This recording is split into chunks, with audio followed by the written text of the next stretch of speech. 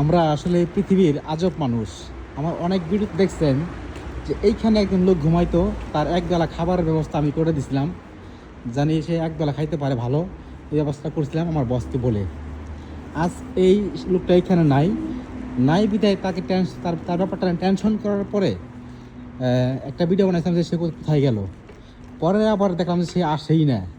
এখন যেহেতু তার উপর দায়িত্ব ছিল আমার একটা, তো তার মধ্যে অন্য একজনের মাধ্যমে খবর নিয়ে দেখি যে এই লোকটা বারান্দায় ঘুমাইতো, কিন্তু এই লোকটার মিলান শহরে বিশাল এক বাড়ি আছে, ছেলে আছে, সন্তান আছে, সবই আছে।